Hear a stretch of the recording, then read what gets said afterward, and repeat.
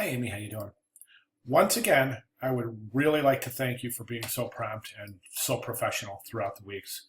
It's really been a pleasure being able to count on you for everything. So it's fantastic. You've got a wonderful work ethic, and I think it's remarkable. And I'm not sure if enough instructors really mention things like this. So I just want to make sure that you know that it's well appreciated and well noticed, and it's really a very amazing thing. So great job. Okay, enough of that.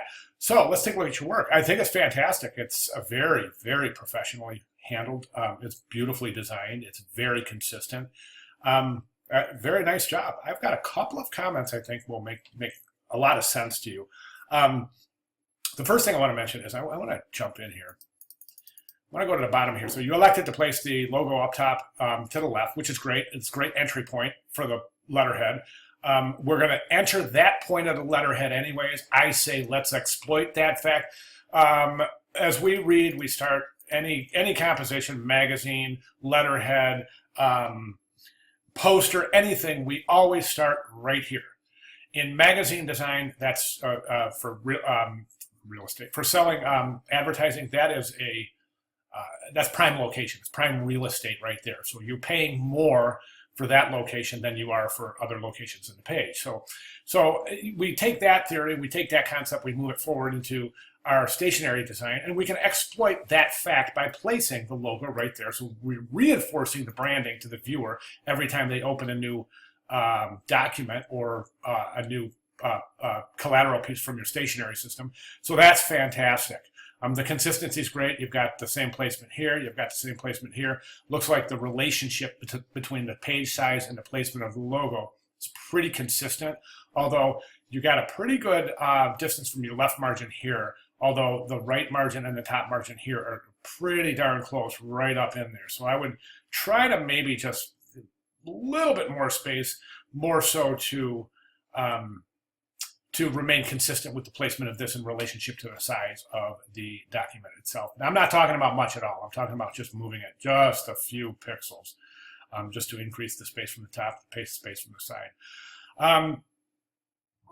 This is an interesting idea. I think it's really effective. It completely opens up the page, makes it very versatile. However, there's one thing I'd like you to notice.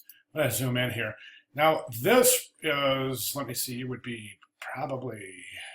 Well, that's less than an 1/8 inch right there, and that's not considered a safe distance from the edge of the document. So that being said, I would recommend doing one thing. If you increase the size of the blue rule at the bottom of the page, it's going to draw too much weight down there. It's just going to draw too much attention. It's going to take away from the hierarchy of the logo itself. So we don't want to increase that any, but we want to get this type moved away from the edge of the page a little bit. So what I suggest is taking this whole color bar, type and all, and moving it up in the composition. You don't have to span the entire width of the page. I think if you just take that color bar, move it like that, create that blue right there, something like that, and then place your white type right in there. And that will really, it will really be effective in pulling that type away from a no print zone, as well as creating this nice consistency and preserving that blue rule that you've created at the bottom of the page. So that would be my recommendation here. The Guardian Network envelope looks fantastic on the front. I see you've elected to place your contact information on the back, but if for a matter of consistency, let's do this. Since you've got white type on blue in the letterhead, let's continue the white type on blue by taking this return address, placing it white somewhere on the back of the envelope. I'm placing it down here because what I'm trying to get at here is we place it there. Typically, if people tear the envelope, if it's placed any higher there, the return address could get torn when they open the envelope. So for that reason, maybe something like that. So that will follow the consistency of the white type on the blue rule here, here. Okay? Now let's move to the business card, and I think the business card looks fantastic. One recommendation for the business card is this. You want to group your information according to its logical grouping.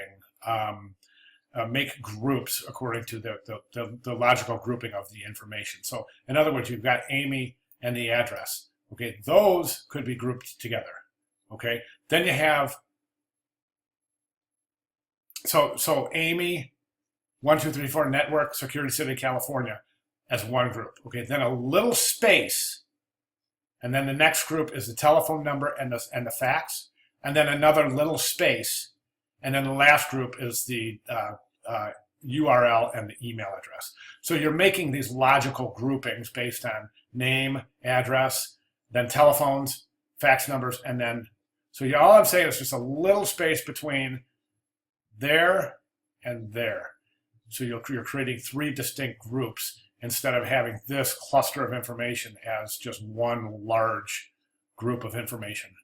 Okay, other than that, I think you're just doing fantastic. All right, great job. Great job. Really appreciate it. Any questions, comments, concerns, or other, please let me know.